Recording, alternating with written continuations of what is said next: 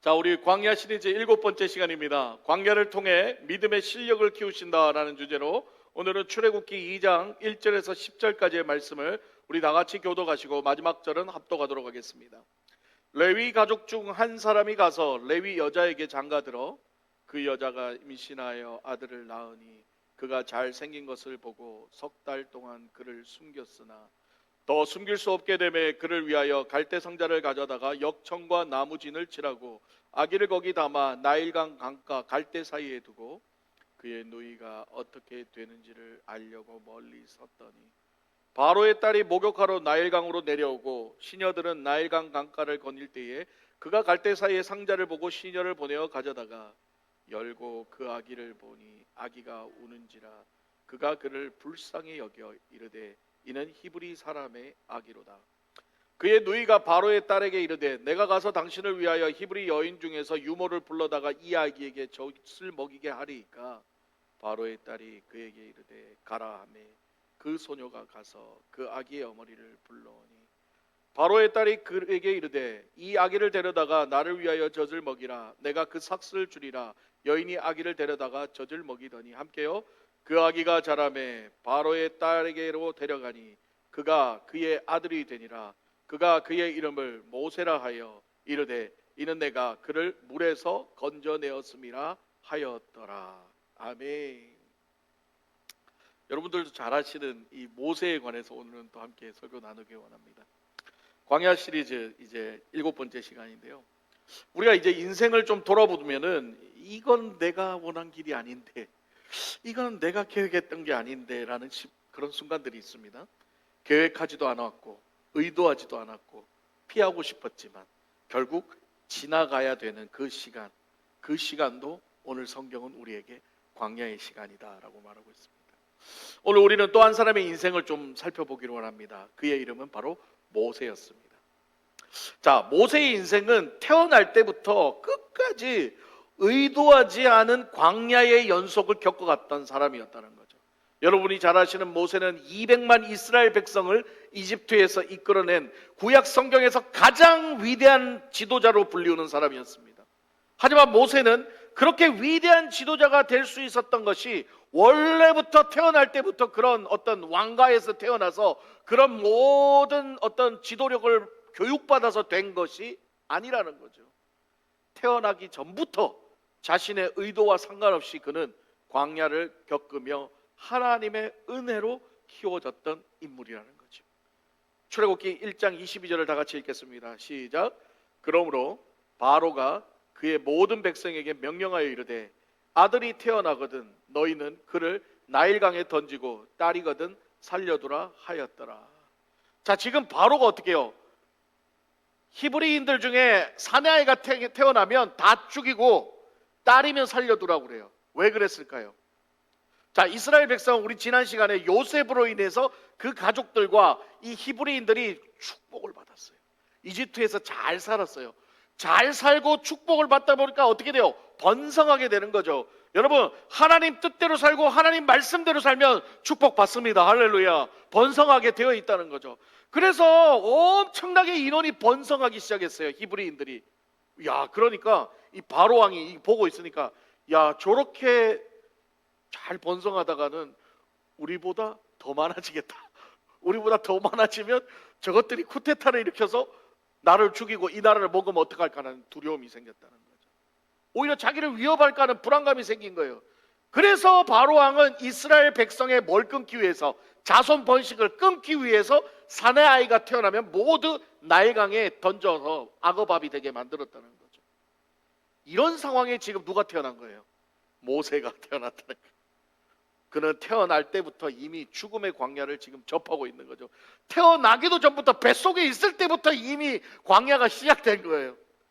중요한 것은 이 광야가 모세가 의도한 건가요? 아니요. 모세는 히브리인 통해서 뱃속에 엄마 아빠 만나가지고 뱃속에 착상해서 생긴 그 잘못밖에 없어요. 누가 나를 만들어라 했나? 얼마나 억울하겠어요. 뱃속에 들어가 있는데 이미 태어나자마자 어디 나일강에 악어밥이 돼야 될 운명이었다는 거죠. 그러나 제가 광야 시리즈 설교를 통해서 자주 드리는 말씀이지만 하나님은 우리를 절대 광야에 홀로 두지 않으십니다. 할렐루야. 하나님은 반드시 돕는 자를 붙이시고, 반드시 하나님은 보이지 않지만 하나님의 명령으로 돕는 자를 붙여서 광야에서 홀로 가지 않게 만드신다는 거예요. 할렐루야. 지금까지 인물들 다 그렇게 봐왔잖아요. 그럼 오늘 이 모세에게도 그런 돕는 자를 붙였을까요? 안 붙였을까요? 붙였죠. 우리가 말씀을 봤잖아요. 하나님은 그의 어머니와 누이를 통해서 모세를 살려가지고, 심지어 어떻게 해요? 바로의 딸을 통해 왕궁으로 들어가게 해요. 바로의 자식이 되게 만든다는 거예요. 그게 바로 오늘의 본문이라는 거죠. 모세는 자기 인생을 자기가 선택하지 않았습니다. 자기가 왕궁에 들어가고 싶은 것도 아니에요. 자기가 악어밥이 되고 싶었던 것도 아니에요. 그러나 하나님은 모세가 악어밥이 되는 광야를 주셨지만 또 그 광야 속에서 왕궁으로 들어가는 축복 또한 또 주셨다는 거예요. 누군가를 통해서 도와서 말이지요. 그렇습니다. 광야 시리즈 설교를 통해 계속 반복되고 강조되는 것은요, 광야는 형벌이나 심판이 아니라는 거죠. 광야는 철저한 하나님이 말씀하는 자리, 다발, 하나님이 말씀하는 자리이고, 광야를 통해서 우리는 하나님을 깊이 만나고 하나님의 도우심을 체험하는 것이 광야인 줄 믿습니다. 오늘 모세는 그 광야를 겪고 있는 거예요. 여러분, 우리의 인생도 마찬가지지 않습니까? 여러분의 인생이 여러분 계획대로 다 되던가요? 그렇지 않습니다. 물론 학교 다니고 어렸을 때는 목표를 세우죠. 조그만 할 때는 니는 나중에 뭐가 될래? 그러면 대통령.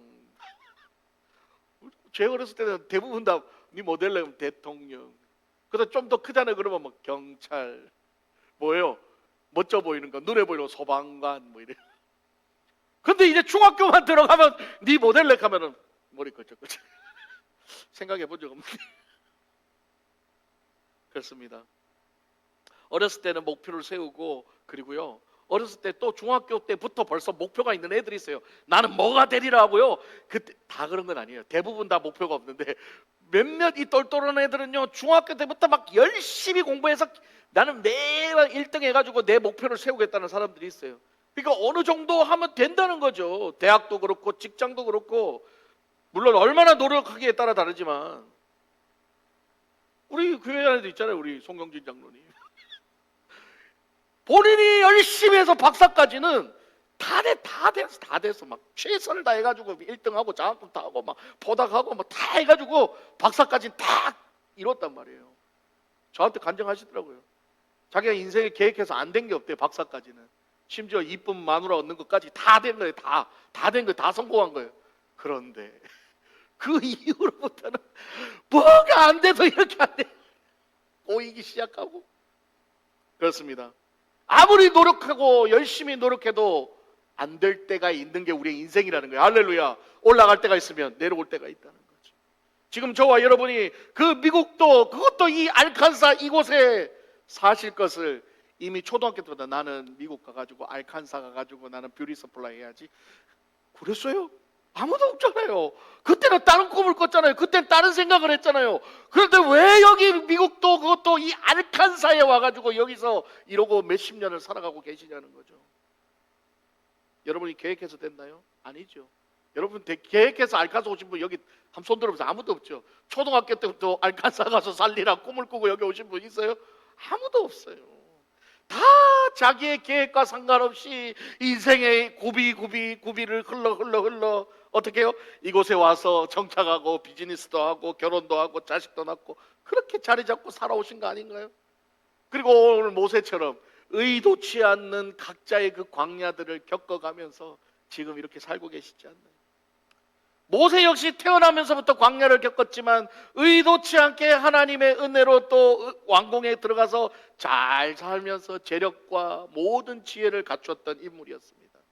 어쩌면 모세가 왕궁에서 살아왔던 그 시절은 그의 인생에 가장 화려했던 시절 아닐까요? 왜? 왕자였으니까. 뭐가 없었어요. 모든 걸 다 누리는 그때의 그 시절이었죠. 사람들마다 누구나 다 전성기는 다 있어요. 나도 왕년에 잘 나갈 때는 나도 이렇게 했다 뭐 이랬다 다 있어요. 전성기 없는 사람들이 어디 있어요. 심지어 저 같은 사람도 전성기는 있었어. 스튜디오 하면서 막 비즈니스도 잘 되고 막 LA에서 제일 잘 나가는 포토그래퍼가 돼가지고 막 어딜 가나 막 인정받고. 저도 그런 시절이 있었어. 예? 어떤 사람은 그런 시절이 일찍 오는 사람이 있고, 어떤 사람은 고생하다 마지막에 그런 시절이 오는 사람이 있고, 사람마다 다 다르다는 거죠. 그러나 전성기만 있는 게 아니라는 거예요. 올라갈 때가 있으면 또 내려올 때가 있다는 거죠. 중요한 건 뭐예요? 문제는 올라가는 것만 열심히 노력하고 내려오는 건 대비를 안 하니 어떻게 되는 거예요? 올라가기는 실컷 올라갔다 내려올 때는 어떻게 해요? 대비가 없으니까 추락하는 순간 좌절하고 쓰러지고 넘어지고, 나는 인생 끝났다, 이렇게 되는 거예요. 그렇게 내리막칠 때, 무너질 때 하나님은 우리에게 광야를 주신다는 거예요. 광야를 주신다. 모세의 인생의 두 번째 광야가 찾아옵니다. 출애굽기 2장 11절에서 12절입니다. 다 같이 보겠습니다. 모세가 장성한 후에 한 번은 자기 형제들에게 나가서 그들이 고되게 노동하는 것을 보더니 어떤 애굽 사람이 한 히브리 사람 곧 자기 형제를 치는 것을 본지라. 좌우를 살펴 사람이 없음을 보고 그 애굽 사람을 쳐 죽여 모래 속에 감추니라. 지금 모세가 애굽 사람을 쳐 죽이는 살인의 장면을 얘기하고 있어요.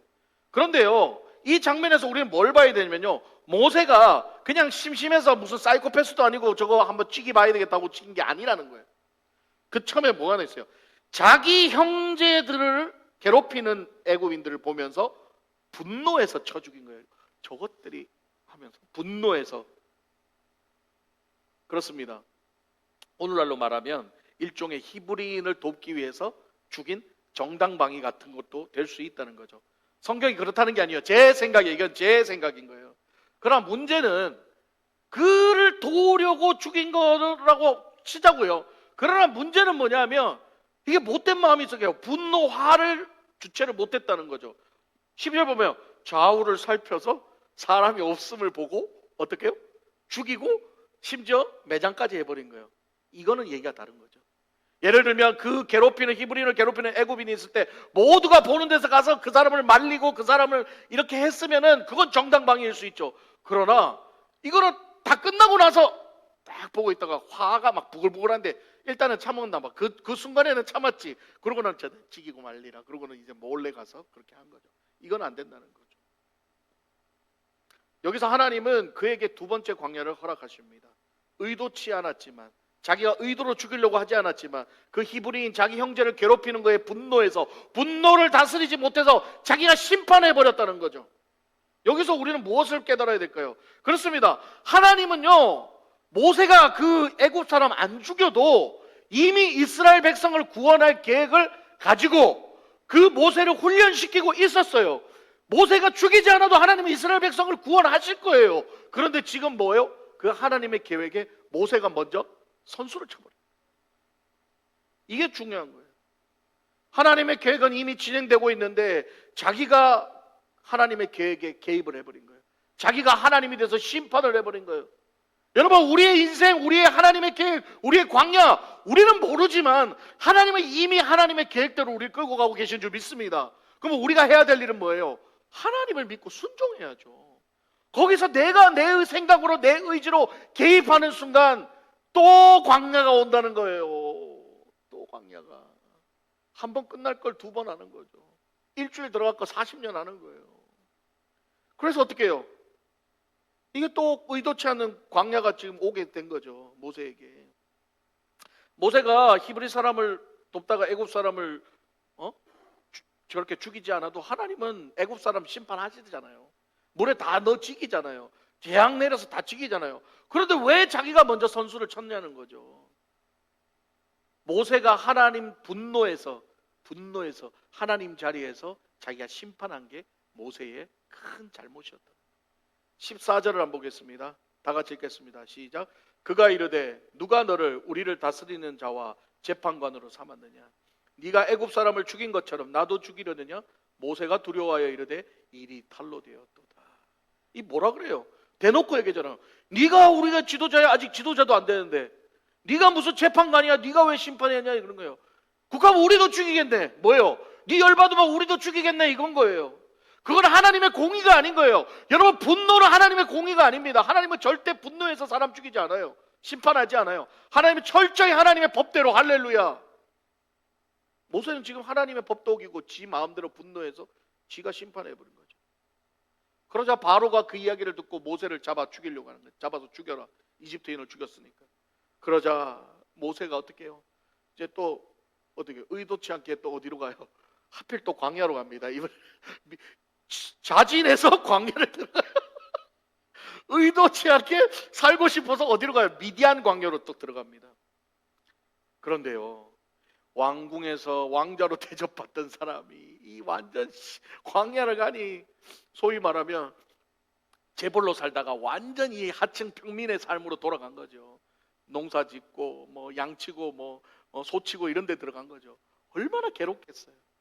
얼마나 힘들겠어요. 여러분, 저는 이제 이렇게 부자가 안 돼봐서 모르는데 부자로 살던 사람이요, 한순간에 바닥으로 떨어지면요 진짜 견디기 힘들어요. 망하는 사람들 있죠. 많이 자살해요. 왜? 이 자체를 받아들이지를 못하는 거예요. 지금 모세에게는요, 이 추락해서 이 광야에 떨어진 이 자체가 자기한테 엄청난 스트레스와 관계한 거죠. 빈털터리로 그것도 살인범으로 쫓겨가면서. 그런데 거기서 하나님은 또 의도치 않게 누구를 돕게 해요? 미디안의 제사장 이드로의 딸을 돕게 합니다. 어떻게 그럴 수 있었을까요? 그 딸들이 우물에 와가지고 킬려 했더니 다른 목자들이 와가지고 막 딸들을 막 쫓아내니까는 그때 하필 그거를 누가 보는 거예요? 모세가 보는 거예요. 그러고나 어떻게 해요? 그 목자들을 탁 물리치고 딸들이 이걸 딱 물을 기를 수 있도록 도와주는 거예요. 오메, 그 타이밍도 기가 막히지요. 이 타이밍도 누구가 계획한 거예요? 하나님의 시나리오에. 근데 저는 생각했어요. 도대체 목자는 여러 명이고 이 험한 광야에서 좀 나름 목자로 사는 사람들도 소위 말하는 한 싸움 하는 사람들인데 도대체 이 혼자 이 모세가 샌님으로 사는 모세가 이걸 어떻게 이겼나 생각해보니까 그게 아니더라고요. 여러분, 모세는요 왕자로 교육을 받았기 때문에 샌님이 아니에요. 군사, 지혜 모든 것들을 왕국에서 다 키웠던 거예요. 이게 완전 혼자의 어떤 그런 강한 군사 병기인 거죠. 여러분, 리더자들은 이집트 군인들은 그렇게 다 키우는 거예요. 영화 보셨죠? 바로도 막 말 타면서 지가 싸우잖아요. 그러니까 모세도 다 배웠던 거죠. 그러니까 하나님은 이미 그 왕궁에서 뭘 배우게 한 거예요? 그런 기술과 싸움과 모든 전략과 이런 것들을 다 배우게 하셔가지고 이런 결정적인 순간에 어떻게 해요? 싸워서 이기게 만드는 거예요. 할렐루야. 모세는 의도치 않았지만 그 배웠던 것들이 지금 이 자리에서 미디안 제사장 이드로의 딸들을 돕기 시작했다는 거예요. 그래서 그는 다시 어떻게 해요? 또 역전의 기회를 찾게 되는 거죠. 미디안 제사장 이드로의 딸 시보라와 결혼하여서 그의 새로운 인생을 또 시작합니다. 그의 인생의 시작은 어디였나요? 왕궁이 아닌 광야였다는 거예요. 그 미디안 광야에서 그는 이제 광야를 겪으며 이제는 왕자가 아닌 양치는 목동으로 전혀 다른 인생을 또 40년을 살게 합니다. 여러분, 지금 모세의 인생이 어떤가요? 세상의 눈으로 보면 불쌍한 거 아닌가요? 왕자로 살다가 지금 완전 평민으로 떨어져서 양이나 치고 있으니 얼마나 불쌍한 상황인가요? 그렇습니다. 그러나 세상의 눈은 그가 불쌍하게 보일지 모르겠지만 하나님의 눈으로 봤을 땐 그가 가장 지금 축복의 길을 가고 있다는 거예요. 그 길이 고통의 길이고 험한 길이고 광야의 길이지만 모세의 인생에는 가장 귀한 길을 가고 있다는 거죠. 왜요? 그 광야를 통해서 모세를 훈련하고 계시기 때문에 나중에 하나님이 쓰실 때 이걸 통해서 어떻게 쓸지 아무도 모르는 거예요. 누구만 아는 거예요? 하나님만 아시는 거예요. 저와 여러분의 인생 우리도 몰라요. 그러나 누구는 아세요? 하나님은 아세요. 그래서 지금 여러분들도 다 지금 이 알칸사 광야에서 훈련시키고 계십니다. 네. 세상의 눈에 보기에는 지금 모세의 모습이 실패일지 모르지만 하나님의 눈에 보기에는 모세가 점점 하나님의 사람, 믿음의 사람으로 변화되고 만들어져 가고 있다는 거죠. 그래서 광야는 믿음의 실력을 키우는 곳이라는 거예요. 그는 그곳에서 일반 평민들의 삶을 겪고 느끼고 배우면서 그들의 마음을 이해하기 시작합니다.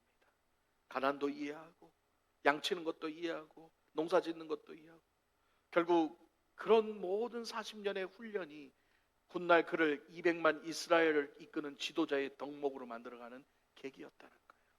그리고 때가 되매 하나님이 모세를 부르십니다. 그는 호레산 떨기 나무의 불꽃에서 하나님을 만나고 하나님의 부르심을 입습니다. 그러나 그의 대답이 어떨까요? 출애굽기 4장 10절입니다. 다 같이 보겠습니다. 모세가 여호와께 아뢰되 오 주여 나는 본래 말을 잘 하지 못하는 자니이다. 주께서 주의 종에게 명령하신 후에도 역시 그러하니 나는 입이 뻣뻣하고 혀가 둔한 자니이다. 그는 지금 자신의 처지를 보면서 자신은 더 이상 왕자도 아니고 미디안에서 40년을 굴러먹었더니, 처박혀서 40년을 굴러먹었더니 이제는 말도 잘 못하고 능력도 없다고 하나님 앞에, 하나님 나 이제 예전에 모세가 아닙니다. 이제 뭐 광야에서 한 40년 굴러먹었더니 이제 말도 못하고 뭐. 하나님 니 좀 쓰자 했더니, 하나님 나 미국에서 40년 굴렀더니 영어도 못하고 한국말도 못하고 바보나 됐습니다. 니 좀 하나님 쓰자 했더니 뭐합니다. 여러분들도 그러지 않았어요? 지금 모세가 그러고 있는 거죠. 그렇습니다. 그러나 모세가 하나님 앞에 그렇게 내가 약하다고, 입술이 뻣뻣하다고, 내가 하나님 앞에 이렇게 둔하다고, 나는 이제 왕전의 내가 아니라 나는 이제는 아무것도 아니라고 하나님 앞에 납작 엎드리게 만든 게 하나님의 계획이었다는 거죠. 그리고 하나님은 그 약함을 통해서 모세를 지금 쓰시겠다고 말씀하시는 거예요. 출애굽기 4장 11절 12절입니다. 다 같이 읽겠습니다. 시작. 여호와께서 그에게 이르시되 누가 사람의 입을 지었느냐? 누가 말 못하는 자냐? 못 듣는 자나? 눈 밝은 자나? 맹인이 되게 하였느냐? 나 여호와가 아니냐? 이제 가라. 내가 내 입과 함께 있어서 할 말을 가르치리라. 아멘. 아멘. 지금 하나님 뭐래요? 내가 연약합니다. 내가 부족합니다. 나는 이제는 과거의 내가 아닙니다. 이제는 40년 동안 굴러먹어서 아무것도 못합니다 할 때 하나님 뭐라 그래요? 내가 너의 입과 함께 있어 할 말을 가르치리라. 할렐루야. 누가 입을 만들었냐는 거예요. 누가 코를 만들었나요? 누가 귀를 만들었냐는 거예요. 누가 여러분을 만들었어요? 내가 너와 함께 한다잖아요. 내가 함께 한다는 거잖아요. 걱정하지 말라는 거죠. 너의 약함을 통해서 내가 최선을 다하고 너의 약함을 통해서 내가 영광을 드러내겠다고 하시잖아요. 그럴 때 우리가 해야 될 일은 아멘 하고 순종하는 길입니다. 할렐루야. 거기서 끝까지 못해요 하는 것은 교만이라는 거예요. 모세는 거기서 순종합니다. 그렇습니다. 하나님은 우리의 인생에 의도치 않는 광야를 통해서 우리를 훈련시키고 믿음을 키우신다는 거죠. 우리가 믿음의 사람이 되었다는 증표는 뭐예요? 바로 이거예요. 우리가 하나님 앞에 약함을 인정할 때라는 거죠. 나 잘할 수 있습니다가 아니라 나 못합니다. 나 연약합니다. 나 할 수 없습니다. 그러나 주께서 쓰시겠다고 하면 그대로 순종하겠습니다. 하나님이 원하는 대답이 이건 거예요. 내 힘으로 내 능력으로 살 수 있다고 생각했던 마음이 무너지고 이제는 하나님 없이는 살 수 없다고 고백하는 그 순간, 그 연약한 믿음을 하나님은 기뻐하시고 그 연약한 믿음을 통해 하나님 영광 받으신다는 거예요. 그래서 고린도후서 12장 9절에 바울은 이렇게 합니다. 내 능력이 약한 데서 내가 온전하여진다. 여기 다 약하신 분들이죠. 강한 분들 하나도 없잖아요. 기억하십시오. 하나님은 자기 힘으로 키운 힘을 가진 강한 사람을 쓰시는 것이 아니라 하나님의 광야를 통해 훈련받고 믿음의 실력을 키워 이제는 하나님 앞에 내가 아무것도 할 수 없습니다라고 고백하는 그 연약한 자를 들어 쓰신다는 거예요. 그 연약한 자를 들어 지금 이 교회를 쓰고 계신다는 거예요. 이제 모세의 광야를 종합해 보면 이 하나님의 계획이 얼마나 놀라운지를 우리는 깨닫게 됩니다. 모세가 하나님의 뜻에 따라 이집트 바로를 찾아가게 됩니다. 근데 잘 보세요. 모세가 이집트 왕궁에서 몇 년을 살았어요? 40년을 살았어요. 이집트 왕궁의 길을 환하게 다 합니다. 그 왕궁의 으리으리한 거에 쫄지 않습니다. 바로 만나는데 왕을 만나러 가도 쫄지 않아요. 만약에요 모세가 왕궁에서 생활 없이 미디안에서만 40년 생활했으면요 못 가요. 왕궁이 어디가 어디 있는지도 몰라가지고 헷갈려서도 못 가고, 두 번째로 바로 앞에 무서워서 가지를 못해요. 왕인데 잘못 눈만 마주쳐도 모가지 잘라내는데 얼마나 무섭겠어요. 그리고 모세가 허름하게 가면은요 이집트 사람들이 들여보내주지도 않아요. 그런데 이집트 사람들이 모세를 알아요 몰라요? 40년을 살았는데 왜 몰라요? 겉모습은 허름해도 당당하게 지팡이 들고 비키라 문 열어라 하면은 이 사람들이 저기 미쳤나? 그러면서 일단은 열어주겠죠. 예전에 왕궁에 있었으니까. 그리고 바로에게 덥석덥석 가는 거예요. 뭐예요? 왕궁에서의 40년의 훈련이 그로 하여금 왕궁을 두렵지 않고 바로를 두렵지 않는 실력을 키웠다는 거예요. 그리고 모세가 미디안 광야에서 몇 년을 기했어요? 40년을 지냈어요. 여러분 40년 동안 미디안 광야에서, 여러분 알칸사에서 40년 살아보세요. 제가 처음 여기 알칸사 와가지고 깜짝 놀랐던 게 뭐예요? 우리 원만 집사님, 성민 집사님, 여기 오래 사신 분들, 정교 집사님 내비게이션 안 보여. 여기 알칸서 지내면서 내비게이션을 왜 봅니까? 눈 감고도 여기 어디서 60번에 40번에 뭐 70번 다 아는데 구석구석 내비게이션 없어도 다 가시더라고요. 내가 속으로 와 신기하다 그랬는데요. 저는 2년 반 됐는데 저도 요즘 내비게이션 안 켜요. 저도 웬만한 거리는 그냥 댕겨. 왜? 하도 댕기니까. 그런데 40년을 광야를 지냈으니 광야의 전문가 중에 전문가이죠. 광야에 어디 가면 어떻게 뱀이 많이 나오고 어디 가면 뭐가 많이 나오고 이런 데서는 어디서 물이 나오고 여기서는 어떻게 살아야 되고 여기서는 어떻게 텐트를 쳐야 되고 누구보다도 모세는 광야에 40년을 훈련받으면서 광야의 전문가가 되어 있었다는 거죠. 그러니 하나님이 그를 통해서 이스라엘 백성을 데리고 어디를 보내요? 광야를 보내지. 그리고 몇 년을 훈련시켜요? 40년. 모세가 리더기 때문에 광야에 40년 버틸 수 있었던 거예요. 물론 하나님 함께 계시지만 왜? 리더자가 잘 가르쳐 주기 때문에요. 그렇습니다.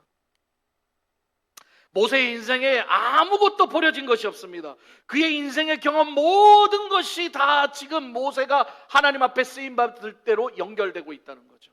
이것이 바로 하나님의 계획이라는 거예요. 우리를 향한 하나님의 계획은 단 하나도 버려지는 게 없습니다. 단 하나도 실패하는 게 없습니다. 그래서 우리가 믿고 의지할 분은 하나님밖에 없다는 거예요. 제가 핫스프링 목요 예배 때 예수의 흔적에서 얘기했습니다. 여러분의 인생의 상처와 여러분의 인생의 고통과 여러분의 인생의 실패와 어려움들이 내 인생이었으면 실패였고 고통이었고 상처였지만 그것이 하나님의 계획에 의하여 광야의 훈련이었다면 그것은 상처가 아니라 예수의 흔적이요 그것은 하나님이 믿음의 실력을 키우기 위한 과거의 경험이었다는 거예요. 그래서 우리에게 희망이 있는 거예요. 여러분의 실패가 있어도 상처가 있어도 고통이 있어도 그게 우리에게는 희망인 거예요. 왜? 지금의 나를 만든 것은 하나님이시기 때문에. 지금의 나를 만든 건 하나님이시기 때문에. 앞으로도 고통이 있을 수 있어요. 앞으로도 고난이 있을 수 있어요. 그러나 우리에게는 실패가 아닙니다. 왜? 하나님의 계획이었다며. 말씀을 마무리하겠습니다.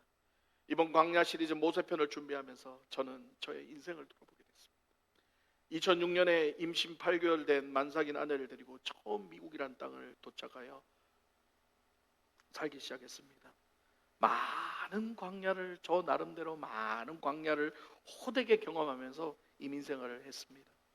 아무에게도 도움 청할 사람도 없고 진짜 홀로 버려진 광야 같은 이곳에서 아내와 나 그리고 세 자녀들을 두고 20년 세월을 지금 정신없이 살아왔습니다. 목회자가 되기 전까지도요, 지금도 마찬가지지만 단 한 번도 일을 안 해본 적이 없어요. 단 한 번도 이렇게 일 안 하고 놀아본 적이 없어요. 왜냐하면 돈 벌지 않으면 살 수가 없으니까. 돈 벌지 않으면 렌트비 못 내니까. 돈 벌지 않으면 아이들 보내줄 수가 없으니까. 내가 벌든 아내가 벌든 단 한 번도 한 달이라도 이렇게 아무것도 안 하고 쉬어본 적이 단 한 번도 없어요. 그런데 지금 와서 저의 모습을 보니 모든 것이 다 하나님의 은혜였고 하나님의 계획에 제가 들어가 있었다는 사실을 깨달았습니다. 그리고 그 계획은 여전히 진행되고 있다는 걸 깨달았습니다. 캘리포니아에서 캐터링 점심 배달을 했을 때가 있습니다. 스튜디오로 잘 나가다가 스튜디오 운영하고 잘 나가다가 또 하나님 부르심이 있어가지고 고민하다가 스튜디오를 접고 이제 캐터링 점심 배달, 낮에는 캐터링 점심 배달, 저녁에는 택시, 주말에는 파트타임 전도사, 그리고 또 토요일 날은 프리랜서로 사진 뛰면서 포잡을 뛰면서 그렇게 살아야 그 세 아이들을 키우고 렌트비 내고 살 수 있었던 힘든 시간들이 있었습니다. 게다가 밤엔 또 야간에 신학교 공부를 해야 돼서 공부도 해야 됐고, 처음 배달을 가서 큰 도시락통을 들고 웬 사무실을 지나갑니다. 양쪽에 다 소위 말하는 와이칼라 사람들이 사무실에 앉아서 일을 보고 있고, 저는 허름한 차림으로 이 도시락통을 들고 그 통로를 지나가야 식당이 있는데, 이게 왜 이렇게 부끄러운지 모르겠어요. 이게 왜 이렇게 길게 느껴지는지.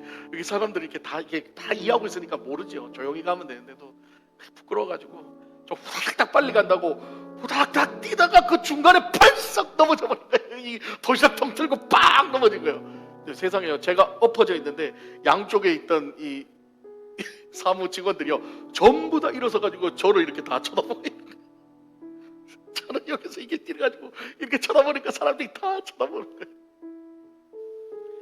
그래가지고 얼른 내다 주고 이제 차에 내려와가지고 차에 앉아가지고 얼마나 울었는지 몰라요. 그래서 내가 한국에서 대학원까지 나와가지고 우리 아버지 그냥 한국 들어오라 그러는데 내가 왜 여기서 이 고생을 하고 살아야 되나? 그때가 나이가 37, 8인데 너무 자괴감이 오더라고요. 죽고 싶기도 하고 다 치우고 그냥 다 정리하고 한국 들어가야 되겠다. 나 이런 삶은 내가 원하는 미국의 삶이 아닌데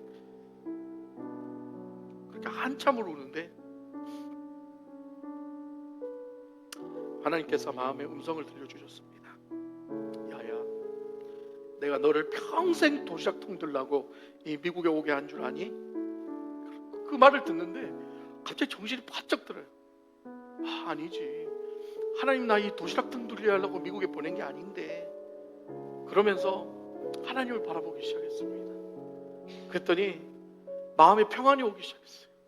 그러면서 이런 마음이 들어요. 그렇지, 하나님이 나를 향한 계획이 있겠지. 나의 평생이 도시락 배달 시키려고 하나님 미국 보냈겠어?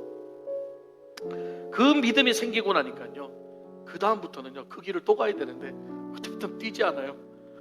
인사하면서 가요. 안녕하세요. 안녕하세요. 담대하게 인사하면서 그 캐더링 일을 7년을 했습니다. 그렇습니다.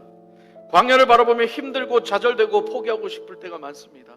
그러나 하나님의 계획을 알고 하나님을 바라보고 하나님을 믿고 신뢰하면요 견딜 수 있다는 거예요. 결국 저는 목회를 하면서 10여 년은 이민생활을 통해 경험하고 쌓아왔고 했던 그 모든 실력들을 지금 이 목회에 완전히 몰빵해서 다 사용하고 있어요. 할렐루야. 저는 진짜 놀랍도록 야, 하나님 이런 것까지, 내가 요리하는 것까지, 길 찾는 것까지, 그 모든 사진 찍는 거, 영상 모든 것 하나하나를 하나님은 다 저로 하여금 이 목회에 다 사용하게 하셔서 여러분들을 위로하고 교회를 세우고 만들어 나가는데 다 쓰게 하시는 거예요. 그거 한 개라도 빠지면 안 되는 것들이더라고요. 하나라도 버릴 게 없더라고요. 할렐루야. 그래서 저는 이제 행복한 거예요. 이게 바로 하나님께서 저를 이민의 광야를 통하여 믿음의 실력을 키우게 하시고 그 실력들을 하나님의 때에 하나님 부르셔서 목사로 만드셔서 지금 이곳에 사용하고 계신다. 저는 지금도 도시락 배달해요. 지금도 도시락 배달하고 지금도 영상 만들고 지금도 사진 찍고 지금도 알바도 하고 다 해요. 그런데 예전과 지금 다른 게 뭔지 아세요? 예전에는 먹고 살기 위해서 이거 하지 않으면 렌트비 못 내고 이거 하지 않으면 불안해서 살 수 없었는데 지금은 그게 아니에요. 지금은 영혼을 살리기 위해서 일하죠. 지금은 교회를 살리기 위해서 일하죠. 그래서 행복한 거예요. 그래서 너무 행복한 거예요. 사랑하는 성도 여러분, 모세의 인생은 자신의 의도대로 흘러가지 않았습니다. 그러나 결국 하나님의 계획대로 이루어졌어요. 광야는 방황이 아니라 준비입니다. 광야는 나의 실력을 키우는 곳이 아니라 우리의 믿음의 실력을 키우는 곳입니다. 지금 여러분의 인생이 내 뜻대로 되지 않습니까? 자꾸 꼬입니까? 여전히 힘듭니까? 낙심하지 마십시오. 지금 상처받았습니까? 낙심하지 마십시오. 답답합니까? 다람쥐 쳇바퀴 도는 삶 같습니까? 포기하지 마십시오. 하나님은 지금도 이 광야에서 여러분의 믿음의 실력을 키우고 계십니다. 의도하지 않은 광야일지라도 반드시 하나님 손 안에 있습니다. 그 광야를 통해 우리는 준비되고 결국 하나님의 일에 쓰임받으며 하나님의 축복을 받는 그날이 올 줄 믿습니다.